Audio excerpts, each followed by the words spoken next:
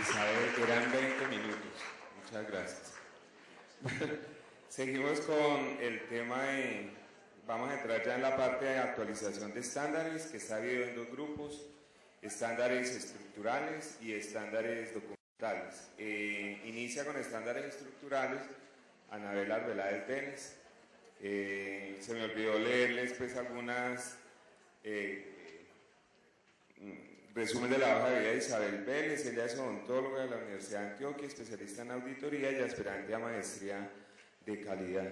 Y Anabel, nutricionista, especialista en alta gerencia, énfasis en calidad, aspirante a magíster en gestión de calidad de servicios de salud, actualmente directora de calidad de la Clínica Las Vegas.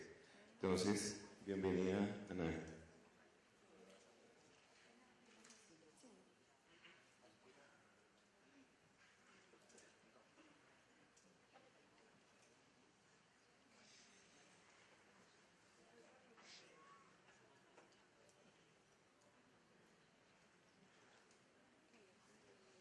Muy buenas tardes, ya presionada por Fernando desde el comienzo. Vamos entonces a hablar en este momentico de la actualización de los estándares estructurales. Vamos a entender entonces los estándares estructurales como los estándares correspondientes a talento humano, a infraestructura, a dotación y a medicamentos. De todas maneras es un ejercicio macro. Nosotros no pretendemos en este foro llevarlos al detalle de cada uno de los servicios, pues porque sería el doble de extenso o mucho más que el doble. Entonces lo vamos a mirar de una manera muy general, teniendo en cuenta los cambios más representativos. Lo mencionó la doctora Astrid al comienzo, lo reforzamos en el estándar de talento humano. El artículo 2 nos habla en el parágrafo, la 2003, la presente resolución, así como el manual aquí adoptado, no establecen competencias para el recurso humano, dado que las mismas se encuentran reguladas en el marco legal correspondiente. Es uno de los grandes cambios. Cuando leíamos la 1441 fue muy fuerte en el tema de talento humano, pero se pasaba un poco, se extralimitaba en su alcance. Entonces encontrábamos que este lideraba un servicio, encontrábamos, por ejemplo, en optometría, procedimientos al detalle muy pequeños que autorizaba la norma para hacer. Tratan entonces de eliminar estas restricciones o estas atribuciones y simplemente lo dejan de una manera más amplia. Cada profesión, cada tecnología, técnica, auxiliar tiene su campo de acción. Ese campo de acción es el que se tendrá que respetar, con algunos énfasis en formaciones específicas que las vamos a ver durante este pedacito pues, que están conmigo. Hay un cambio asociado a esto, hay un cambio grande en la definición. El estándar nos hablaba en la resolución 1441 que talento humano son las condiciones mínimas para el ejercicio profesional y ocupacional del talento humano. Entonces aquí había dos palabras claves, profesional y ocupacional. Y la tercera palabra clave era la suficiencia de este recurso para el volumen de atención. Se reduce muchísimo la definición. Nos queda simplemente como las condiciones de recurso humano requeridas en un servicio de salud. Como definición no está diciendo mayor cosa, simplemente nos está hablando que en el desarrollo del manual nos van a ir diciendo qué se le va a pedir a cada uno de los profesionales, técnicos, tecnólogos o auxiliares que vayan a ejecutar sus labores en el servicio en el que nosotros estamos leyendo el manual. Una definición que esperamos con ansias, aclamada por el público. Cuenta con. No es que la definición, no es que la palabra fuera nueva, ya la venían utilizando en la 1441, de hecho la vienen utilizando desde la 1043. Lo que nos faltaba era la definición, para que la doctora Astrid nos pueda ayudar desde la parte del derecho a decir, bueno, ¿y eso qué significa? Entonces nosotros le estábamos extrapolando definiciones de otros estándares, ¿de cuál? En el caso de la 1441, de interdependencia de servicios. Allá definían que era cuenta con y todos entonces en algún momento pues era lo único que teníamos, nos tocó extrapolar esa definición a talento humano, pero era muy peligroso. Nos trae entonces en la 2003 una definición explícita del cuenta con, estancia continua del talento humano en un servicio durante el tiempo que se oferte y se preste el servicio. Ojo con el que repite como autómata, durante las 24 horas, no, es durante el tiempo que se oferte y se preste el servicio. Hay servicios ambulatorios donde ustedes van a leer en la 2003 la palabra cuenta con. Si mi servicio es ambulatorio y lo presto de 7 de la mañana a 7 de la noche, en ese periodo de tiempo tiene que estar ese recurso humano que me está exigiendo la 2003. Cuando mencionan entonces esta nueva definición, nos desaparecen otras definiciones que sí veníamos utilizando con sus conceptos claros en generalidades: permanencia, presencialidad y exclusividad. Entonces ya no vamos a entender estas tres definiciones en la norma, sino que cuenta con, nos recoge esos tres conceptos y los resume en la estancia continua del talento humano durante el tiempo que se oferta y se presta el servicio. Cambio en la definición de disponibilidad. La 1441 la tiene, como la ven a su izquierda. En la 2003 que me aclaran, entonces me dicen, ese talento humano debe estar en permanente disposición. Aquí me decían activo permanente y fácil localización, para hacerse presente y atender con oportunidad el evento en salud. Nos explicaban a nosotros en la formación que tuvimos con el Ministerio que se ligaba al tema de procesos prioritarios. ¿Dónde se va a establecer esa oportunidad y esa seguridad para el paciente? En lo que nosotros mismos vamos a establecer en las guías, en los protocolos, en los instructivos y en los manuales. O sea que aquí aparece un tema complejo, que es definir esas oportunidades para el recurso humano que vamos a considerar de disponibilidad.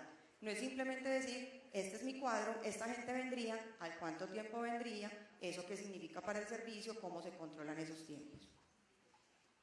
Nueva definición, supervisión, la vamos a leer cuando estemos mirando los servicios, pues no en este ejercicio, sino cuando ustedes estén metiéndole tiempo a la norma.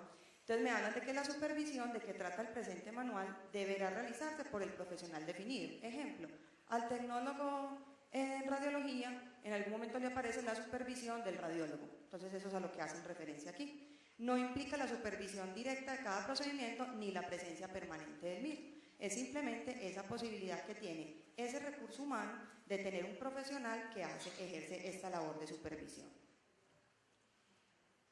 Otra definición que nos ha dado duro, nos dio duro desde la 1043, cuando nos llamábamos entrenamiento específico. Luego nos lo aclararon de una manera amplia en la 2680 y nos explicaban cómo se manejaba el tema del entrenamiento. En la 1441 vimos la definición de certificado de formación en la competencia. Esta norma tenía un punto clave y es que definía esto dos veces. En una parte me mencionaban unos conceptos y en la generalidad me mencionaban otros. Se prestaba para confusión. Y lo que me decían entonces en la 1441 era que era la formación no conducente a título, que acreditaba que la persona que había sido sometida a esa formación había adquirido unos conocimientos, unas destrezas, unas habilidades, unas aptitudes y unas actitudes, y que se hacía a través de procesos de formación teórico-prácticos y debería corresponder al área de desempeño. ¿Qué me dice entonces la resolución 2003? Me habla de certificado de formación, quitan en la competencia, se prestaba para interpretación diferente con el modelo de competencias que tenemos por otro lado regulado. Me hablan que corresponde al documento no conducente a título que acredita que quien está autorizado para ejercer una ocupación, profesión o especialidad ha participado en un proceso de formación. Él tiene otro componente que ya lo vamos a ver en la siguiente diapositiva y me hablan de que ese certificado va a ser exigible a partir de que el Ministerio de Salud y Protección Social defina toda una serie de lineamientos para hacer esta actividad. Entonces, ¿qué me están diciendo? Va a haber un momento en que vamos a regular la formación que la misma normatividad le está exigiendo a su talento humano.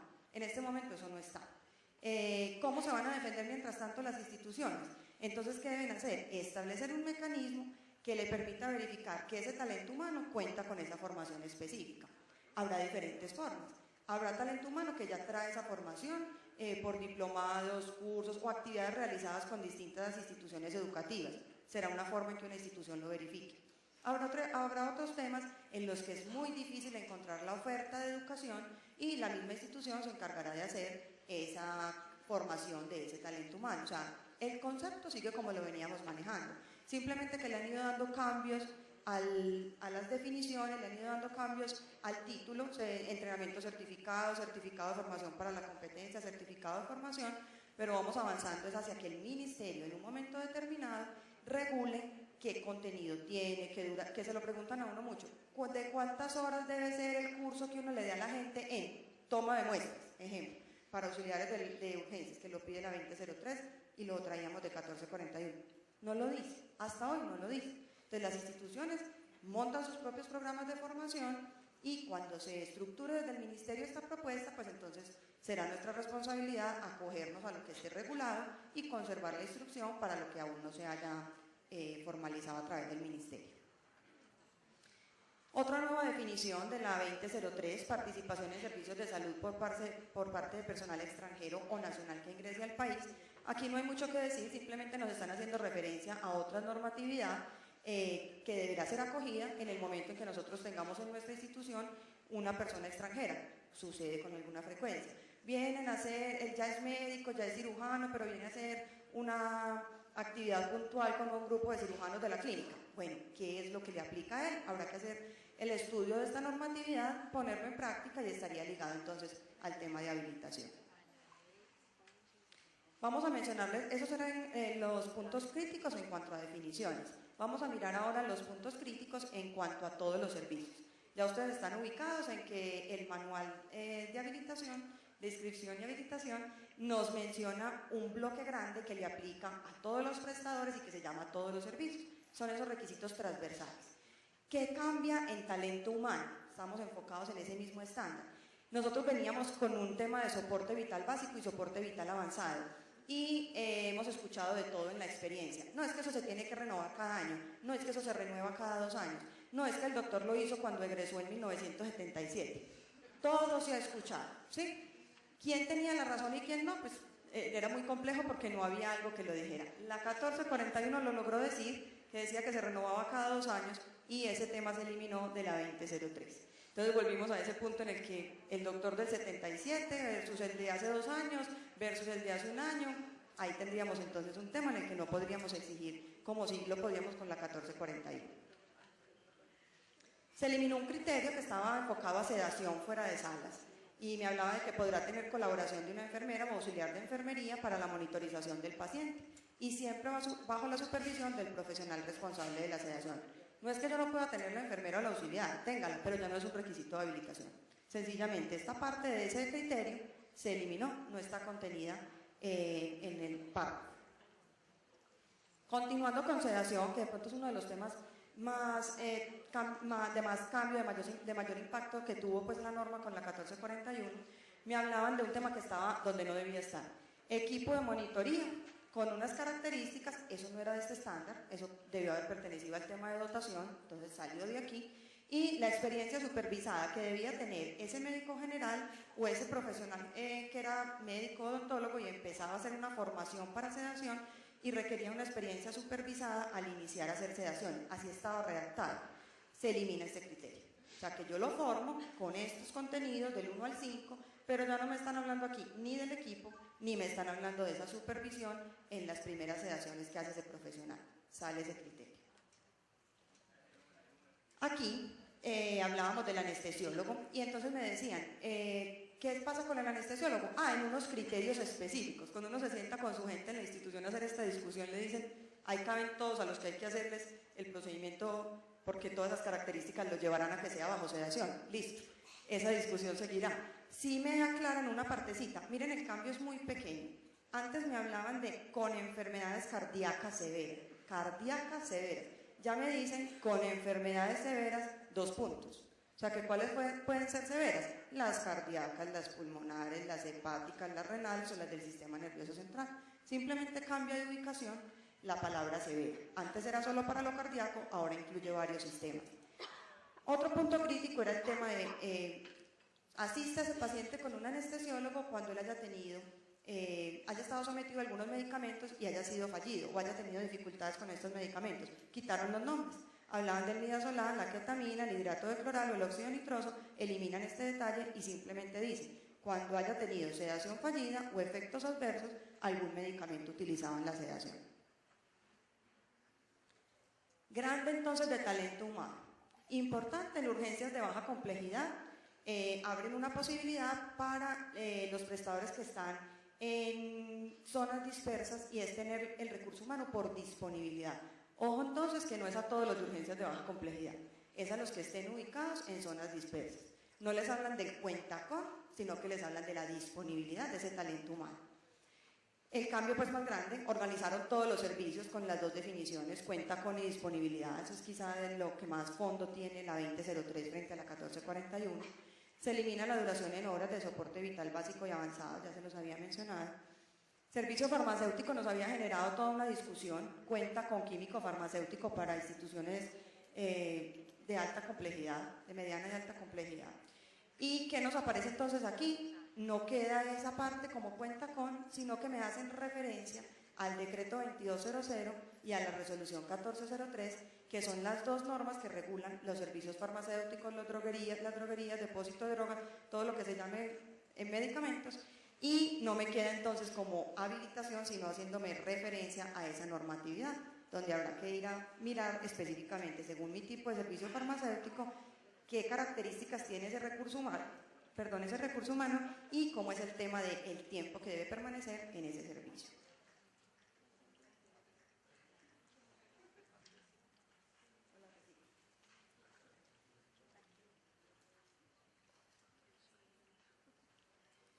En consulta externa general nos hablaban de que los profesionales que atendían esta consulta deberían tener certificado de formación para el manejo de enfermedades de interés en salud pública, y estaba así, en bruto, para todos. Se retira ese punto entonces bajo la 2003. Se elimina el detalle de los procedimientos que hace optometría, era muy detallado, ya no aparece como tal. Para radiología de imágenes diagnósticas, pegados de lo que nos explicó la doctora Astrid al comienzo de la actividad, se amplía mucho más que el solo médico radiólogo, acogiendo todo ese proceso pues, que se dio. Entonces ya me hablan de médicos especialistas que hayan tenido en su formación el entrenamiento para hacer alguna actividad relacionada con el manejo de radiaciones ionizantes y con el ultrasonido. En medicina nuclear se reducen las profesiones, allá nos decían ingeniero matemático, ingeniero químico o físico, un montón de profesiones que no eran de salud, pero se relacionaban como más con la parte matemática y física. Eliminan todo eso, se reducen a unas profesiones muy puntuales en el tema de medicina nuclear. En quimioterapia estaba el hemato-oncólogo y estaba el oncólogo, agregan el hematólogo, que era pues pertinente.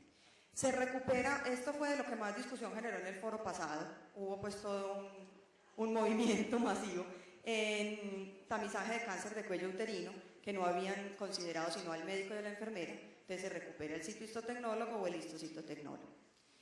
Retiran de los servicios la frase ¿quién lidera el servicio? Aparecía con mucha frecuencia. Unidad de cuidado intensivo neonatal, neonatólogo ¿quién lidera el servicio? Unidad de cuidado intensivo adulto, médico intensivista ¿quién lidera el servicio? Desaparece esa frase. Ya queda todo reducido a cuenta con y a disponibilidad. Recuerden que también se generó la discusión y se ha generado hasta hace muy poco, porque ¿quién los va a formar? ¿Qué era el ente territorial? El tema de atención integral en salud de las víctimas de violencia sexual, así lo dice la norma, ya no nos quedó solo para urgencias, nos quedó para el personal de urgencias, de hospitalización y de consulta externa. Se los puse aquí porque esta duda se genera porque es formación, pero en realidad el requisito está es en procesos prioritarios.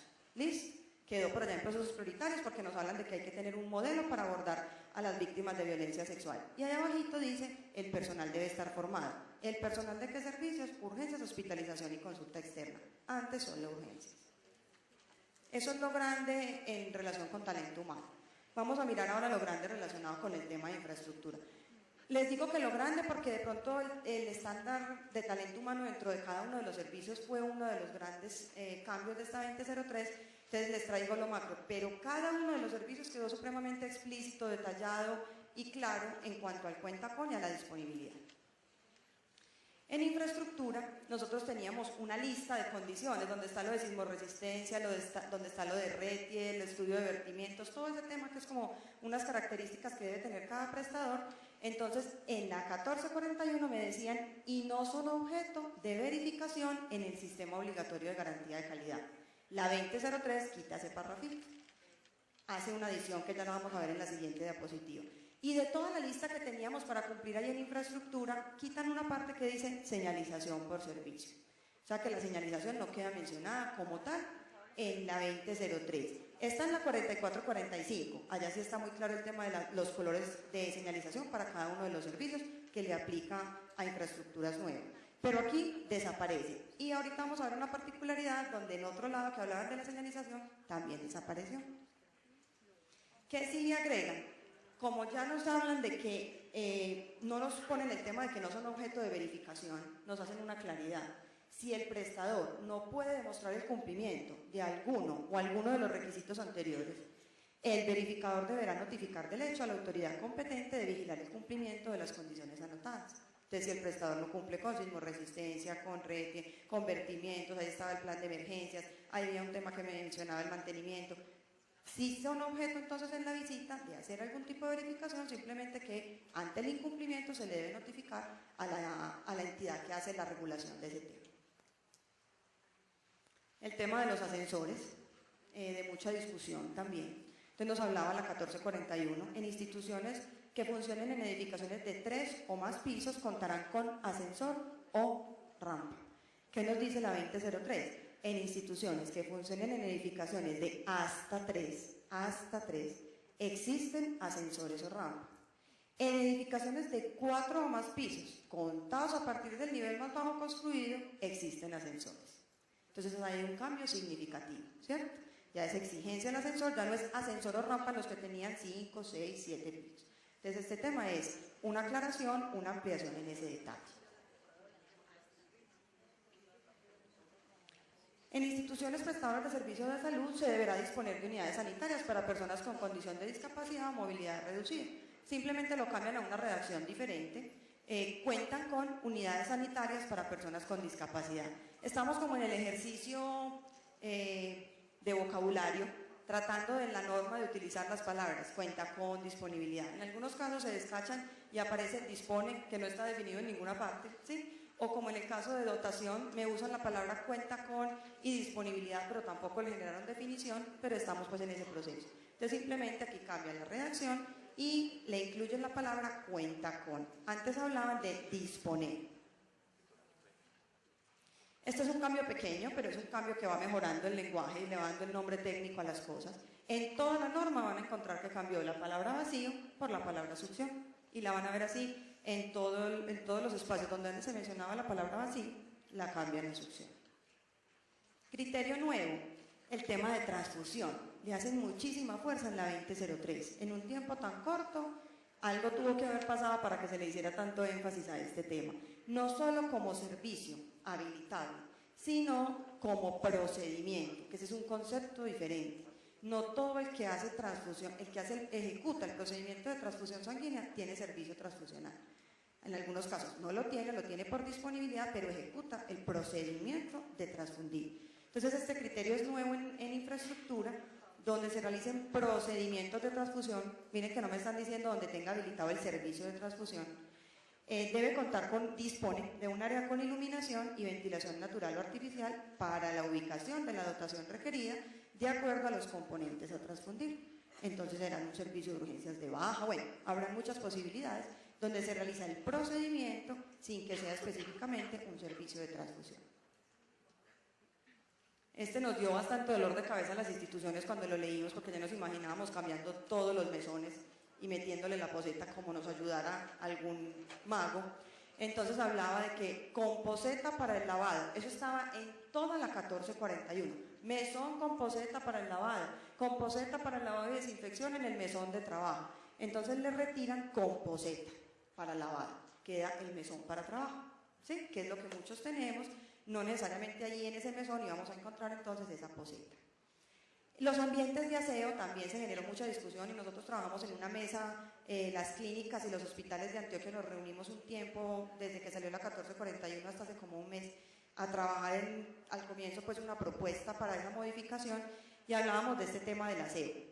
Entonces quedó general, pero miren cómo queda en la 2003, en todos los servicios, así quedó, en todos los servicios, dice, la institución dispone en cada uno de los servicios de ambientes de aseo. Y se elimina de cada servicio. ¿Cómo estaba antes? Es exclusivo para los servicios de urgencias, bueno, tenía unas especificaciones por servicio. Había otro donde no lo mencionaba. Entonces, ¿cómo resuelven el tema? Lo pasamos para la tabla que se llama todos los servicios y simplemente me queda como dispone en cada uno de los servicios de ambientes de aseo. Ya no me están hablando ni de la exclusividad, ni me están hablando de que este no lo puede compartir con aquel. En odontología, hay unos requisitos, entonces me hablaban de la unidad sanitaria de la sala de espera, se pedía discriminada por sexo, ya no me lo piden discriminado por sexo y se retira el área de entrevista en odontología que la tenía la 1441. En la 1441 me decían el ambiente para consulta odontológica con más de 2 unidades, perdón, así me lo dice la 2003, ¿Cómo me lo decía la 1441? Para más de una unidad. Entonces había un grupo de requisitos grandes que le aplicaban cuando tenía más de una unidad, o sea, los que tenían 2. Ya me dicen cuando tenga más de 2 unidades. Quitaron las especificaciones de áreas físicas como urgencias de hospitalización. Ese cambio sí es duro, sobre todo a la hora pues, de uno querer tener en cuenta eso en sus procesos como de remodelación, de readecuación de las áreas. Y era que a uno antes le decían el área el puesto de control de enfermería, la sala de espera, las habitaciones, o en urgencias le hablaban de todos los distintos tipos de salas. Se va todo ese detalle. Si ustedes evalúan la infraestructura de urgencias y hospitalización, que son 2 servicios muy grandes, van a ver el cambio tan significativo entre 1441 y 2003. Se eliminan todas las especificaciones de las áreas mínimas que tenían que tener esos servicios. Eso es una pérdida grande. Quedan en la 4445 para instituciones nuevas, pero de todas maneras era un referente interesante y pues ahí sí fue grande el cambio. Para servicio farmacéutico la 1441 había quedado con un mochito. Ella decía, cuenta con los siguientes ambientes o áreas, y decía con los siguientes, y nunca habían unos siguientes, ahí se moría el párrafo y pasaba a otro criterio. Ya simplemente hace referencia a los ambientes definidos en la normatividad, como lo hizo con talento humano en el mismo servicio farmacéutico. Entonces, decreto 2200, resolución 1403. Allá está muy bien establecido cuáles son las áreas de ese servicio farmacéutico según el tipo. Entonces, hace referencia a él, ya no lo describe en el manual de la resolución 2003. Nosotros inclusive esto lo repetíamos ya muy mecanizados, ambientes exclusivos, delimitados y señalizados, y eso lo traía la 1043 y la 1441 en todos los servicios. Medicina nuclear es el área exclusiva, delimitada y señalizada. Urgencias es el área exclusiva, delimitada y señalizada. Desaparecieron esas 3 palabras. ¿De dónde? De todo. Cuando buscan urgencias no dice es el área exclusiva, delimitada y señalizada, no, arranca con unos criterios. Les hablaba de que la señalización la eliminaron, tanto de las condiciones generales que debe tener la IPS cumplidas antes de la visita, como de las especificaciones que hay al comenzar cada uno de los servicios. En transfusión sanguínea eliminaron el área para realización de flebotomía terapéutica, que la tenían para todos los que hacen transfusión y no todos hacen flebotomía, y en unidad de cuidado básico neonatal y en otros pediátricos adicionaron el ambiente para preparación de fórmulas artificiales. En unidad de cuidado intermedio de adultos y cirugía de baja complejidad retiraron el criterio de baños para empleados. La norma que nosotros tenemos aquí, la resolución 2003, no está hecha para el talento humano ni para las áreas físicas del talento humano, entonces ahí retiraron esos criterios de baños. En cirugía de baja complejidad retiran el puesto de control de enfermería. En transporte asistencial básico había una referencia en la 1441 a que se debían seguir todas las especificaciones que nos daba la norma técnica colombiana y CONTEC, la eliminan en el básico. Miren que está muy claro ahí el transporte asistencial básico, porque en medicalizados sí continúan haciendo referencia a esa norma técnica. Eso es lo grande de infraestructura. Vamos a mirar dotación. En las definiciones no hay cambios. Utilizan la palabra cuenta con y la palabra dispone y disponibilidad, pero en ningún momento van a encontrar esas 3 definiciones para el estándar de dotación. Es lo que hablábamos ahorita. Se asumen otros estándares y se les aplican como esas definiciones, que no está bien y que jurídicamente pues podríamos decir que hay un vacío en cuanto a glosario. No hay definición para cuenta con y dispone y disponible, pero sí se usan permanentemente en los criterios. Esta fue una pregunta tanto en el foro como en muchos espacios donde se discutía la 1441. ¿Y se puede el secado eléctrico? ¿Sí? Entonces en las unidades sanitarias se garantiza jabón líquido y toallas de secado. Entonces que la norma es la norma y decía toallas de secado. Y muchos tenían el jabón líquido y el secador automático. Entonces ya dice, en las áreas donde se requiere el cumplimiento del protocolo de lavado de manos, se cuenta con jabón líquido de manos y sistema de secado. Entonces ahí nos caben las toallitas y ahí nos cabe el sistema eléctrico. Cambia la redacción también porque aquí decía en las unidades sanitarias y aquí dice en las áreas donde se requiera el procedimiento de lavado de manos. Aquí nos agregaron un tema en los que hacen el mantenimiento. Nos hablaban de técnicos, cuenta con profesional o técnicos. Ahora nos dicen cuenta con profesional o tecnólogos o técnicos. Simplemente me adicionan la posibilidad del tecnólogo. Este es el tema del carro de paro. Miren cómo lo mencionaba la resolución 1441, en todos los servicios. No se exige por servicio, pero debe existir al menos uno por cada piso de la institución. Uno en una institución, en un mismo piso, puede tener 2 servicios. Ejemplo, en un espacio físico tiene hospitalización y muy bien delimitado, exclusivo y señalizado, en otro espacio físico tiene hemodinámica, ¿sí? Entonces, aquí me mencionaban, no se exige por servicio, pero debe existir uno por cada piso. ¿Qué pasa aquí? Entonces, en la 1441 lo mencionaban así, en la 2003 eliminan ese párrafo de no se exige por servicio y ese párrafo lo llevan para hospitalización y dicen que se puede compartir ese entre servicios de hospitalización. Entonces ya no me hablan de compartirlo entre servicios, que eran todos los servicios. Me quitaron en la resolución 1441 me hablaban de elementos para lavado de manos, donde se hacía sedación, sale ese tema de elementos para lavado de manos, porque ya lo mencionaron, que donde se exija el protocolo de lavado de manos tiene que estar esa dotación, y me agregan una especificación en el oxímetro de pulso y el tensiómetro, me dice cuando no se encuentren incluidos en el monitor de signos vitales.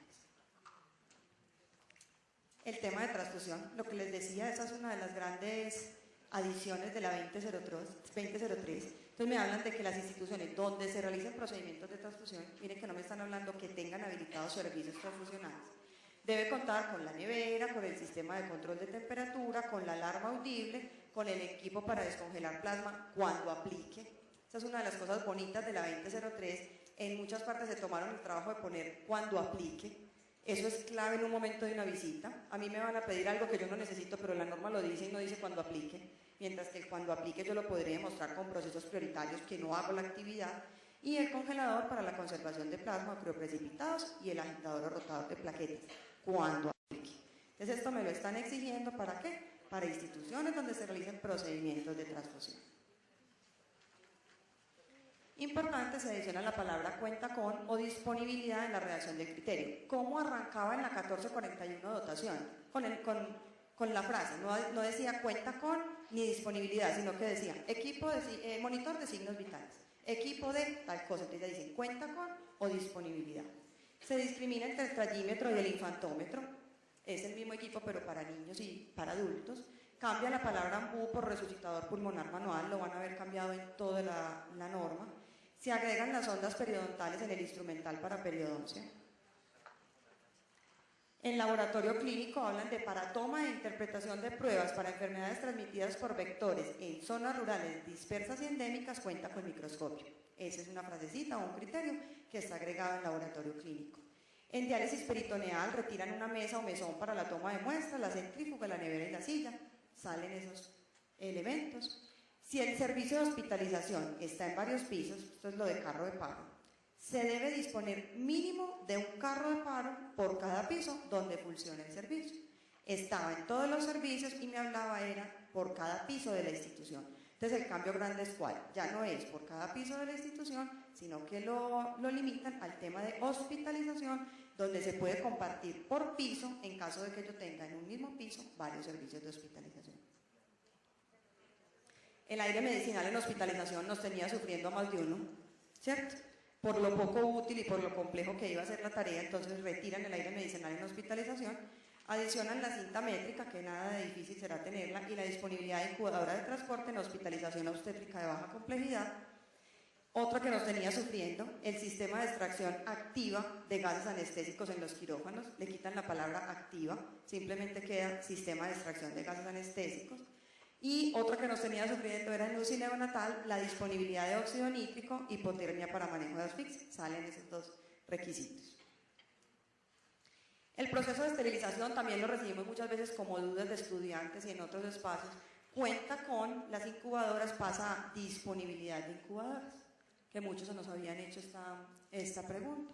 Y se adiciona, él sí aplica en varios criterios que, como les digo, es clave en el momento de poder decir, es que no me aplica. Mire mis procesos, mire mi prestación del servicio en qué consiste, mire lo que yo hago, no tengo por qué tener esa dotación porque definitivamente es una tarea que yo no ejecuto en este servicio. Medicamentos, dispositivos médicos e insumos no es un estándar con muchos cambios. Aquí me hablaban de la dotación de los carros de paro y miren que son cositas sencillas pero se van poniendo donde deben estar. En los carros de paro me hablaban de la definición de equipos biomédicos y elementos médico-quirúrgicos, que bueno, lo hace el prestador, pero quitan el equipos biomédicos, porque es que este es el estándar de medicamentos, dispositivos e insumos. Entonces los equipos biomédicos yo los tuve que haber tenido en cuenta en el estándar de dotación, ya no es el momento de definir ese tema. Y elementos médico-quirúrgicos, pues porque es una palabra que está en desuso. Nosotros ya hablamos de medicamentos, dispositivos e insumos, y así es como se llama el estándar. Y al final me hablaban de que yo tenía que tener una garantía de custodia, almacenamiento, conservación, uso y vigencia. Cambia la palabra vigencia por vida útil. Es más, pues, como de palabra, pero para que lo tengan en cuenta. Criterio más general para medicina alternativa. Antes me detallaban para homeopatía, para cada una de las posibles medicinas alternativas. Ya me hablan de algo muy grande. El empleo de medicamentos utilizados en medicinas alternativas deberá estar acorde al marco legal específico para cada uno de ellos. Entonces no se perdieron en el detalle de especificar cada uno de los medicamentos para cada una de las medicinas. Y en quimioterapia me cambian, que este es importante, cuenta con solicitud de certificado de buenas prácticas de elaboración. Ya no me hablan de solicitud, me hablan de cuenta con certificado, que es muy distinto. Haberlo pedido, sí, haber pedido la visita para que me certifiquen, a estar ya certificado. En hospitalización se adiciona el kit para la recolección de evidencia forense y la profilaxis posexposición para VIH, infecciones de transmisión sexual y anticoncepción de emergencias. ¿Por qué se adiciona? Porque estaba solo en urgencias. Entonces, como este era un kitcito de medicamentos y dispositivos que estaba asociado al tema de atención a víctimas de violencia sexual, lo habían delimitado para urgencias. Ya me queda entonces también para el servicio de hospitalización.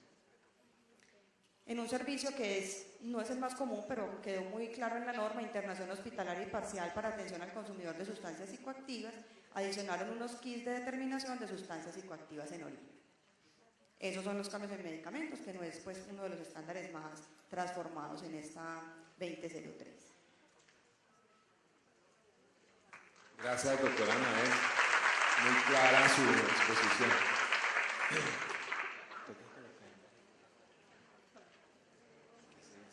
Daniel. Bueno, ahora vamos a seguir con los estándares documentales de historias clínicas, interdependencia y procesos prioritarios con la doctora Adriana Giraldo. Adriana es enfermera de la Universidad de Caldas, especialista en auditoría, candidata a magíster en calidad, coordinadora de calidad de la IPSC Sabaneta y docente, igual que todos, del grupo Qualices de la Facultad de Medicina, Amparo, Isabel, Anabel y Adriana. Gracias, Daniel. Bueno, muy buenas noches. Mi intención es mostrarles cuáles han sido los cambios más relevantes en los estándares documentales, procesos prioritarios, historia clínica y registros e interdependencia.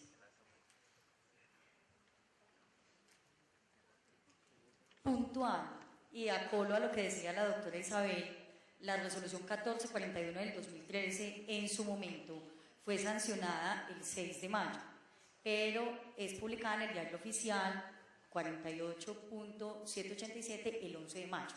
Por esa razón ella mencionaba puntualmente esas fechas y para la resolución 2003 del 2014 se publica en el Diario Oficial número 49.167 del 30 de mayo. A pesar de que en la norma que nos bajemos por internet o que tengamos acceso tenga fecha el 28 de mayo, ya que esa fecha fue la de su sanción, podríamos decirlo así. Entonces, procesos prioritarios, revisando desde la existencia, socialización y gestión del cumplimiento de todos los principales procesos que condicionan directamente la prestación de los servicios. Vemos el marco puntual desde la seguridad del paciente. Se exige a todos los prestadores abordar el tema de seguridad del paciente. Esto sigue igual que la 1441, pero es digamos, como de especificar que esto le aplica a los 4 prestadores. Que yo soy profesional independiente, entonces no me aplica el punto de seguridad del paciente, es transversal. Los 4 prestadores de entrada tenemos que cumplir con todo lo que nos exige en todos los servicios, procesos prioritarios y obviamente que apliquen. Se exigen listas de chequeo para cirugía y administración de medicamentos, que ya lo traíamos de base. Se exige la medición de los resultados de atención en salud, uniendo al estándar de seguimiento a riesgos, como ya lo habían mencionado, y la obligatoriedad del reporte de los indicadores y obligatoriedad de procedimientos, protocolos o guías documentadas por servicio de acuerdo con el riesgo en la atención. Importantísimo, nos lo mencionaba en la persona que vino del ministerio, de 31 prácticas obligatorias, habilitación, en este caso la 2003 nos exige 10 de obligatorio cumplimiento. Entonces vamos a revisar someramente, vamos a contar con el programa de seguridad del paciente que provea una adecuada caja de herramientas para la identificación y gestión de eventos adversos. Por favor, revisar la guía técnica de buenas prácticas de seguridad del paciente que también lo describe, monitorización de aspectos relacionados con la seguridad del paciente, donde habla de todo el sistema de gestión y seguimiento a los eventos adversos, detectar y prevenir y reducir el riesgo de infecciones asociadas con la atención, mejorar la seguridad en la atención en los medicamentos y asegurar la correcta identificación del paciente en los procesos asistenciales. ¿Cuáles trae nuevas? Paquetes instruccionales. De entrada, prevenir complicaciones asociadas a la disponibilidad y manejo de sangre y componentes y a la transfusión sanguínea. Ya no lo mencionaba la doctora Anabel, transfusión, le hacen demasiado énfasis, tanto al servicio como al procedimiento de transfusión, que lo vamos a ver más adelante. El paquete instruccional de atención segura del binomio madre-hijo, mejorar la seguridad en los procedimientos quirúrgicos, prevención de escaras, úlceras por presión o de cúbito y procesos para la prevención y reducción de la frecuencia de caídas. Entonces, estos 5 paquetes instruccionales quedan de obligatorio cumplimiento, adicional de los 5 anteriores que ya traíamos en la 1441. También nos menciona las guías de práctica clínica. Nos dice algo muy puntual, y es que las guías a adoptar serán en primera medida las que disponga el Ministerio de Salud y Protección Social, que la 1441 lo mencionaba, pero sin embargo traigo este link que nos trae el Ministerio, gpc@minsalud.gov.co, y dice que estas guías serán una referencia necesaria para la atención de las personas, siendo potestad del personal de salud acogerse o separarse de sus recomendaciones según el contexto clínico. En la 1441 no veíamos esta especificación. La 2003 sí dice que tendremos la opción o no de acogernos a ella dependiendo del contexto clínico en el que nos movamos. Y dice que en caso de no estar disponible, la entidad deberá adoptar guías basadas en la evidencia tanto nacional o internacional. Y si decide elaborar guías basadas en la evidencia científica, deberán acogerse a la guía metodológica que también lo mencionaba la 1441. Acá fui muy puntual en el tema, donde dice que serán una referencia necesaria para la atención de las personas, siendo potestad del personal de salud acogerse o separarse de sus recomendaciones y obviamente basada en evidencia nacional o internacional. Menciona que debemos tener los manuales, tanto de bioseguridad, procedimientos documentados para el manejo de residuos hospitalarios, infecciosos o de riesgo biológico y o de riesgo radiológico acorde con las características del prestador, pero trae algo que había quedado en historia clínica en 1441 y lo trae a procesos prioritarios y dice, así como el registro de control de la generación de residuos. Realmente cuando revisamos la 1441 en el estándar sexto, en historia clínica decíamos, pero ¿por qué el registro de control de generación de residuos, en historia clínica? Ya entonces lo quita de historia clínica y lo pasa a procesos prioritarios en la 2003. También lo mencionaba la doctora Anabel, y es que nos trae a colación la resolución 459 del 2012, donde menciona que las instituciones prestadoras de servicios de salud que oferten servicios de consulta externa, urgencias u hospitalización cuentan con un programa de atención en salud para víctimas de violencia sexual que incluya como mínimo. Por favor, recordemos que la 1441 solo lo mencionaba para urgencias. La 2003 ya amplía su contexto, tanto urgencias, consulta externa y hospitalización. Obviamente tiene una lógica en el hecho de que somos las puertas de entrada y se dará el manejo específico de estos pacientes. Dice, documento del proceso institucional que orienta la atención en salud de las víctimas de violencia sexual y evaluación, según la resolución 459 del 2012, en el caso que adicione, modifica o sustituya, pero aún está vigente. Debe haber un documento con la conformación de un equipo institucional para la gestión programática del modelo y protocolo de atención integral en salud para las víctimas de violencia sexual, y también lo mencionaba la doctora Anabel, el certificado de formación de personal asistencial de los servicios de urgencias, hospitalización y consulta externa en atención integral en salud de las víctimas de violencia sexual. Miren que en ningún momento menciona quién debe dar esa capacitación. Anteriormente, en la 1441 lo mencionaba que era el ente departamental. También traemos un gran cambio, y es que cuando se realicen procedimientos de transfusión, por favor, no se está hablando del servicio de transfusión, sino procedimientos de transfusión, cuenta con un convenio o un contrato vigente con un banco de sangre para el suministro, obviamente, de sangre, sus componentes sanguíneos y la realización de las pruebas transfusionales. Deben también haber procesos, procedimientos y todas las actividades documentadas, divulgadas en cuanto a la asepsia, antisepsia, para el manejo del procedimiento de transfusión sanguínea. Y debe existir un protocolo para el manejo, investigación y análisis de reacciones adversas a las transfusiones sanguíneas y procesos de hemovigilancia, y guía para la formulación de sangre y hemocomponentes. Aquí nos trae nuevamente el paquete instruccional y nos dice: aplica el paquete instruccional de las buenas prácticas para la seguridad del paciente, para prevenir en este caso complicaciones asociadas a la disponibilidad y manejo de sangre y componentes y a la transfusión sanguínea. ¿Qué debe incluir ese paquete instruccional para que lo tengamos en cuenta? Debe implementarse acciones seguras y oportunas para el abastecimiento, manejo de sangre y componentes. Debe haber recepción de los componentes sanguíneos con la verificación tanto de la solicitud de la sangre y el componente, el estado físico y el sello de calidad, cantidad, fecha de vencimiento, tipo de componente, identificación inequívoca de una unidad de componente sanguíneo para asegurar así la trazabilidad entre donante, unidad y receptor de la sangre, y verificación del cumplimiento adecuado de la cadena de frío. Entonces, como pueden ver, hace un macro proceso de todo el procedimiento como tal de transfusión sanguínea, procesos para los componentes sanguíneos de manejo especial, como paquetes de urgencias, para donantes autólogos o para pacientes específicos como en unidades pediátricas, y que sean fácilmente identificadas por el personal del servicio y enfermería y se haga un adecuado manejo y uso.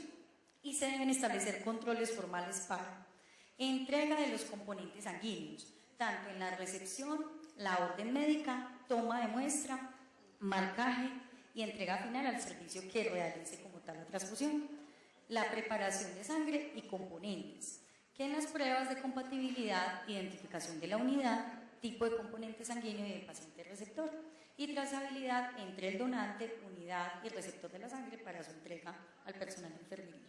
Entonces, como podemos ver, son los cambios más grandes y más drásticos, digámoslo así, en procesos prioritarios. Y ahí seguiríamos con historia clínica y registros, que es la existencia del cumplimiento de los procesos que garantizan historia clínica por paciente y obviamente esas condiciones técnicas para su manejo. Por favor, la 1441 es específica en que se debe tener un procedimiento donde se describa el consentimiento informado, que debe tener tanto beneficios, riesgos y complicaciones. Y también la 2003 obviamente lo trae a colación y dice que todo lo que tiene que ver con seguridad del paciente, eventos adversos, debe quedar registrado en la historia clínica para que así se pueda hacer su respectiva gestión y trazabilidad. Entonces, se hacen precisiones a través de la gestión documental. Vuelve y juega otra vez el procedimiento de transfusión. Entonces, en el caso de historia clínica, habla de que se debe tener un registro de la información de los componentes sanguíneos previo a la aplicación del paciente, registro de la información post-transfusional y registro del informe a la entidad departamental o distrital de salud sobre la estadística mensual de la sangre y los componentes sanguíneos transfundidos, registro de temperaturas, en este caso de la nevera, congeladores y descongelador de plasma, registro de entrega para la incineración de bolsas de sangre, y de las unidades de sangre o hemocomponentes descartadas, y registro de las transfusiones en la historia clínica del paciente, que incluya como mínimo la razón para la transfusión, el producto y volumen que fue transfundido y a la hora de la transfusión. Y en interdependencia de servicios, que como sabemos es la existencia o disponibilidad de servicios o productos propios o contratados de apoyo asistencial o administrativo que sean necesarios para prestar en forma oportuna, segura e integral los servicios ofertados por un prestador. Vamos a ver los cambios más relevantes en la resolución 2003. Entonces, primero, urgencias de baja complejidad. Nos mencionaba disponibilidad de radiología, que que seguía igual tanto en 1441 como en 2003, laboratorio clínico. Pero hospitalización y servicio farmacéutico en la 1441 para urgencias de baja complejidad era cuenta con. En la 2003 ya es disponibilidad, para que lo tengamos muy en cuenta. Recuerden que el cuenta con desde la definición menciona que es todo servicio que se debe contar con, permanente, presencial, podríamos decirlo así, 24 horas al día, independiente si es propio o contratado. Y la disponibilidad, que puede estar por fuera o puede estar adentro, pero lo importante es que se tenga oportunidad, al llamado oportunidad en la entrega del producto. Entonces, en este caso, pasamos de un cuenta con a una disponibilidad en urgencias de baja complejidad, de hospitalización y servicio farmacéutico. Igual seguimos con transporte asistencial, proceso de esterilización y servicios de apoyo hospitalario, como siempre lo hemos mencionado, desde la alimentación, la lavandería, el aseo, la vigilancia y el mantenimiento. Para servicios de urgencia en salud mental y psiquiatría, mencionan los mismos 3 servicios: disponibilidad de transporte asistencial, servicio farmacéutico y hospitalización en salud mental. En urgencias de mediana y alta complejidad, hace una gran diferenciación. En la 1441 mezclaba los dos. Entonces decía urgencias de mediana y alta. Entonces nos decía en interdependencia para los dos. En la 2003 nos separa urgencias de mediana complejidad y urgencias de alta complejidad. Entonces en mediana complejidad nos dice disponibilidad de radiología, laboratorio clínico, igual que en la 1441. Pero vuelve y pasa. En hospitalización, en 1441 era cuenta con, ahora ya queda como disponibilidad. Y cirugía, en la resolución 1441 estaba como cuenta con y ahora queda igual como disponibilidad. Transporte asistencial, proceso de esterilización, transfusión sanguínea y servicio farmacéutico, igual de disponibilidad. Y fisioterapia o terapia respiratoria en la 1441 para urgencias de mediana y alta era cuenta con, ahora queda como disponibilidad. Y servicios de apoyo hospitalario, como anteriormente les mencionaba. En alta complejidad siguen igual, desde el cuenta con hospitalización, cirugía, cuidado intensivo adulto, pediátrico o neonatal según la oferta, fisioterapia o terapia respiratoria, servicio farmacéutico, radiología, laboratorio clínico, transfusión sanguínea y servicios de apoyo hospitalario. Y con la disponibilidad tanto de transporte asistencial como proceso de esterilización.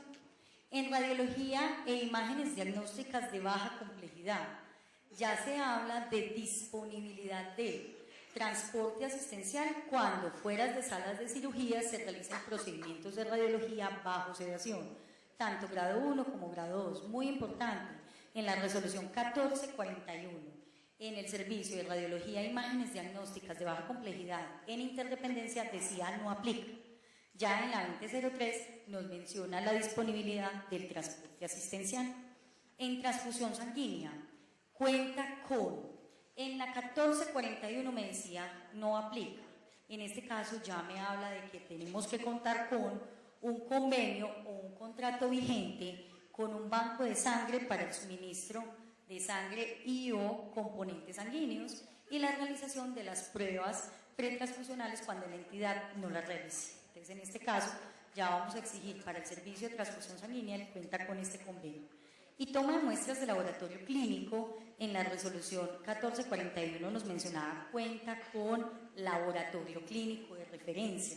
Ahora nos dice, cuenta con contrato o convenio vigente con él o los laboratorios donde se procesarán las muestras. Entonces ya no es específico en el laboratorio de referencia, sino como tal el contrato que se debe tener, que se podría tomar como una disponibilidad. Hospitalización de baja complejidad. La disponibilidad aplica para laboratorio clínico, radiología, transporte asistencial, proceso de esterilización. Sin embargo, incluye, que esto es nuevo, en la 1441 no exigían servicio farmacéutico. La resolución 2003 ya exige disponibilidad del servicio farmacéutico. Y como veníamos hablando, los servicios de apoyo hospitalario. En cuidado intermedio pediátrico, que nos exigen disponibilidad de fisioterapeuta, que la 1441 no lo traía a colación, La 2003 trae como nuevo requisito y transporte asistencial si sigue igual en su disponibilidad. Y en cuenta con, seguimos con hospitalización pediátrica, laboratorio clínico, servicio farmacéutico, servicio de transfusión sanguínea, radiología, terapia respiratoria y proceso de esterilización. Sin embargo, la resolución 2003 del 2014 retira el soporte nutricional tanto para cuidado intermedio pediátrico, cuidado intensivo pediátrico y adulto. Entonces ya en ninguno de estos tres servicios se requiere soporte nutricional para que lo tengamos en cuenta. Y en cirugía ambulatoria, uno de los grandes cambios que digamos como que conmocionó toda esta transitoriedad, y es que en 2003, menciona cuenta con proceso de esterilización, es totalmente nuevo. En la 1441 inclusive traje a colación exactamente el párrafo, podemos ver que no pedía ese cuenta con proceso de esterilización, ahora sí lo exige la 2003, disponibilidad de hospitalización, transfusión sanguínea, radiología de acuerdo con el servicio que se ofrezca, transporte asistencial, laboratorio clínico, patología, y nos menciona servicio farmacéutico como disponibilidad. Eso es muy importante porque la resolución 1441 mencionaba el cuenta con, ahora ya se puede tener disponible. Y digamos que uno de los cambios más grandes, y es que en la 1441 mencionaba que las cirugías plásticas estéticas deberán realizarse en instituciones con hospitalización, así su connotación sea ambulatoria. En este momento, como podemos ver en cirugía ambulatoria, el criterio desaparece. Pero es muy importante tener en cuenta que a pesar de que esta connotación no exista, vamos a entender que es una cirugía y que puede ser del carácter plástico o estético, y como tal es un procedimiento quirúrgico. Entonces es muy importante que tengamos en cuenta porque digamos que la sensación que nos quedó con la 1441 es que ahora los estéticos o los cirujanos estéticos deben tener o cuentan con hospitalización, tienen que construir un servicio de hospitalización, ¿cierto? Entonces ahora la norma ya nos dice, ya no nos menciona este parágrafo importante en este tema. Yo traté de ser un poquito más puntual para obviamente que nos intervengan el tiempo. Muchas gracias. Bueno, muchas gracias.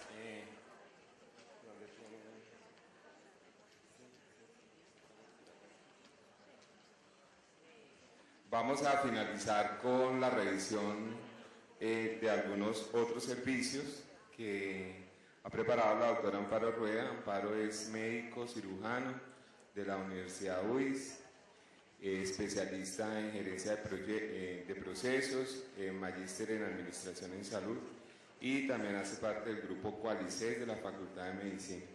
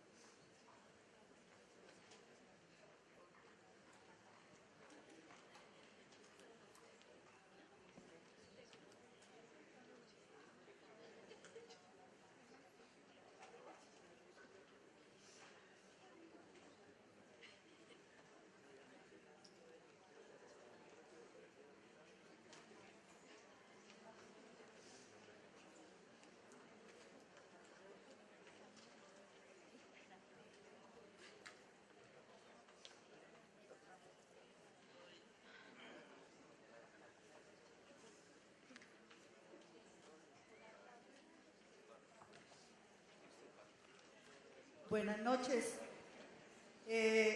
Todas mis compañeras han abordado el tema desde diferentes puntos de vista. Se han abordado también con base en los estándares, los diferentes grupos de estándares del Sistema Único de Habilitación. Yo voy a tratar algunos servicios en general que han tenido cambios importantes. Bueno, primero que todo, debemos recordar que la estructura de los servicios, entonces, está definida primero que todo por grupos que son el más amplio nivel, que comparten características comunes y cuyos estándares son similares, y algunos criterios también. Esos grupos están conformados por un conjunto de servicios. La unidad básica habilitable es el servicio. Sin embargo, es importante recordar que tenemos un proceso, que es el proceso de esterilización, que también se debe habilitar. Los criterios que están en los diferentes estándares apuntan a esos servicios y su cumplimiento es el que define si se autoriza o no el funcionamiento. De otra parte, existen las modalidades de prestación de servicios, que ya se habló de ellas, y son ambulatoria, hospitalaria y telemedicina. Recordemos que en la 1441 se alcanzó a hablar de una modalidad que era transporte asistencial de pacientes. Eso quedó eliminado porque realmente son tipos, los terrestre, aéreo, marítima y fluvial, son tipos de la forma como puede ese grupo de transporte de pacientes prestarse.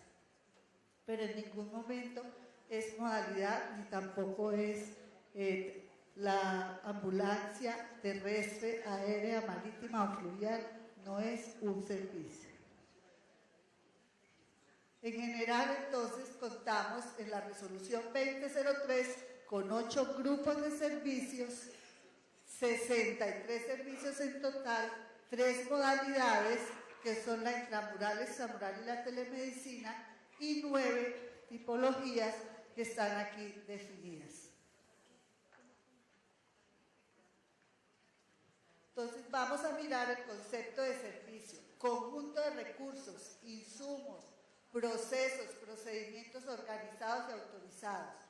¿Cuál es su objeto? Prevenir las enfermedades, promover, mantener, recuperar o rehabilitar la salud de las personas. Se excluye de este concepto de servicios educación, vivienda, protección, alimentación y la parte de apoyo a la justicia. Vamos a mirar, en rojo van a encontrar los servicios que están retirados, que están eliminados. En amarillo, un servicio que en la 1441, cuando mirábamos esta estructura de servicios, quedó incompleto pues la forma de llamarse ese servicio, y los verdes, que son servicios nuevos. Entonces, como ya todos saben, consulta externa quedó que tenía 5 servicios.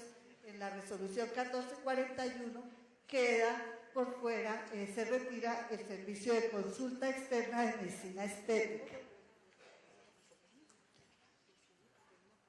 En cuanto a apoyo diagnóstico y complementación terapéutica, son 24 servicios. Este grupo está constituido por 24 servicios. Aparece en esta resolución 2003 del 2014, toma e interpretación de radiografías odontológicas.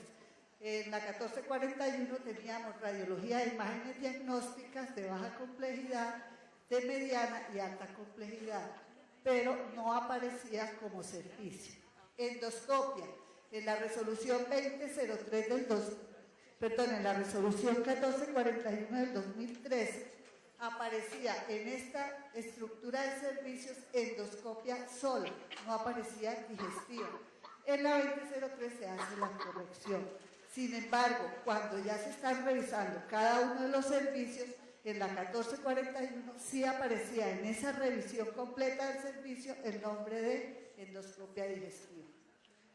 Servicio nuevo, internación hospitalaria, internación parcial para la atención al consumidor de sustancias psicoactivas. ¿Qué quiere decir esto? Internación hospitalaria e internación parcial. Esto depende de qué. Primero, de la fase en que se encuentre el consumidor de sustancias psicoactivas y de la modalidad de acuerdo a esa fase en que se encuentre. Entonces, por ejemplo, si está en una fase de desintoxicación y deshabituación, requiere modalidad de internación hospitalaria. Si se encuentra en una fase de deshabituación y resocialización, entonces la modalidad es de internación parcial, que puede ser diurna o puede ser nocturna. Miremos otros dos servicios nuevos: atención ambulatoria al consumidor de sustancias psicoactivas y atención institucional no hospitalaria al consumidor de sustancias psicoactivas. Entonces, el primero, atención ambulatoria al consumidor de sustancias psicoactivas, baja y mediana complejidad. Como les dije, es para el consumidor de sustancias psicoactivas, es para tratamiento y rehabilitación, la modalidad es ambulatoria y puede ser de baja o mediana complejidad. En baja complejidad están aquellos pacientes que se encuentran en una fase de su tratamiento que no requiere internación, o aquellos pacientes que rechazan la internación pero que aceptan un tratamiento ambulatorio. Y el servicio de atención institucional no hospitalaria al consumidor de sustancias psicoactivas. Como pueden ver, no es una institución hospitalaria, pero es un servicio que de internación incluye la pernoctada del usuario y allí se va a ubicar para tratamiento y rehabilitación.